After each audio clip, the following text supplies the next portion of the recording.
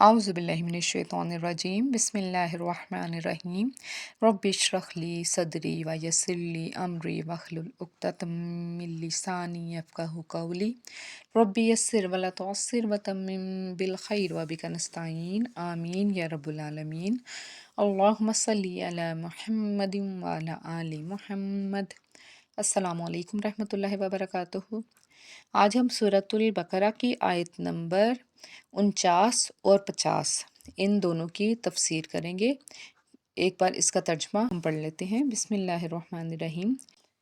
ترجمہ: اور جب ہم نے تمہیں فرعونیوں سے نجات دی جو تمہیں بدترین عذاب دیتے تھے اور جو تمہارے لڑکوں کو مار دیتے تھے اور تمہاری لڑکیوں کو چھوڑ دیتے تھے، اس نجات دینے میں تمہارے رب کی بڑی مہربانی تھی۔ اور جب ہم نے تمہارے لیے دریا کو چیر دیا اور تمہیں اس کے پار کر دیا اور فرعونیوں کو تمہاری نظروں کے سامنے اس میں ڈبو دیا۔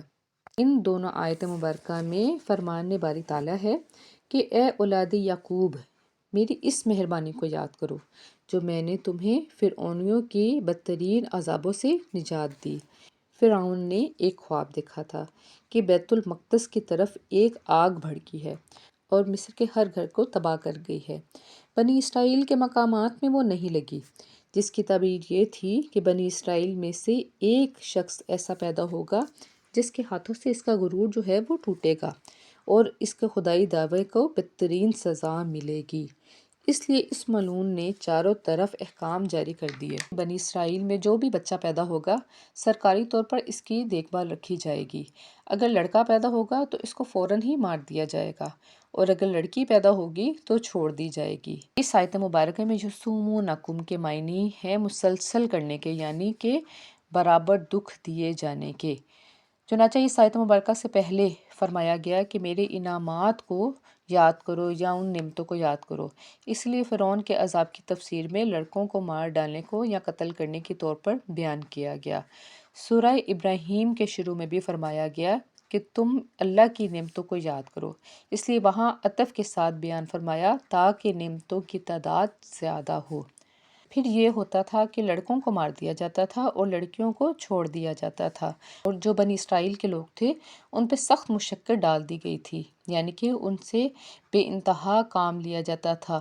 پھر اس آیت مبارکہ میں نجات کا ذکر کیا گیا ہے۔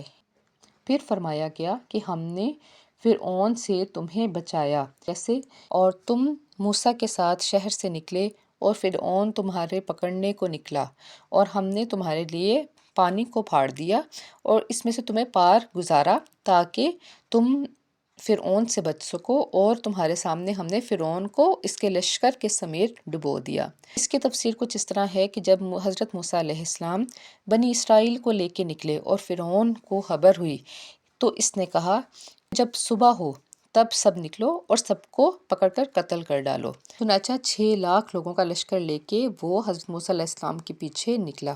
یہ ملعون اتنی بڑی جمعیت کو لے کے بنی اسرائیل کی ہلاکت کے لیے نکلا اور دریا کے کنارے انہیں پا لیا۔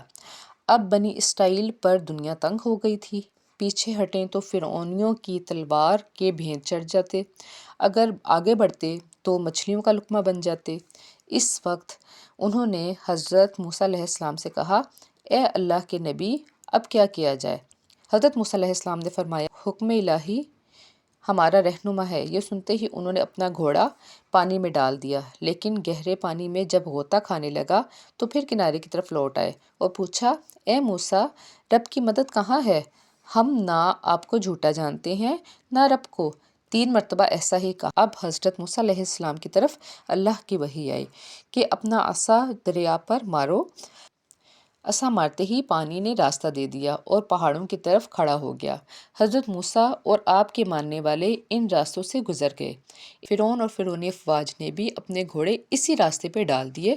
جب تمام کے تمام اس میں داخل ہو گئے، پانی کو مل جانے کا حکم ہو گیا۔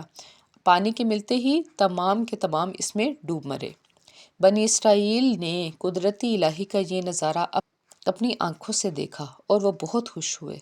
اپنی آزادی اور فرعون کی بربادی ان کے لیے خوشی کا سبب بن گئی۔ اور ایک روایت یہ بھی ہے کہ یہ جو دن تھا یہ عاشورے کا دن تھا۔ یعنی محرم کی 10ویں تاریخ۔ مسند احمد میں حدیث ہے کہ جب رسول اللہ صلی اللہ علیہ وآلہ وسلم مدینہ تشریف لے آئے تو دیکھا کہ یہودی عاشورے کا روزہ رکھتے ہیں۔ پوچھا کہ تم اس دن کا روزہ کیوں رکھتے ہو؟ انہوں نے کہا اس لیے کہ اس مبارک دن میں بنی اسرائیل نے فرعونیوں کے ظلم سے نجات پائی تھی اور ان کا دشمن غرق ہوا تھا، جس کے شکریہ میں حضرت موسیٰ علیہ السلام نے یہ روزہ رکھا۔ آپ صلی اللہ علیہ وآلہ وسلم نے فرمایا تم سے بہت زیادہ حقدار موسیٰ علیہ السلام کا میں ہوں۔ بس رسول اللہ صلی اللہ علیہ وآلہ وسلم نے خود بھی اس دن کا روزہ رکھا اور لوگوں کو بھی روزہ رکھنے کا حکم دیا۔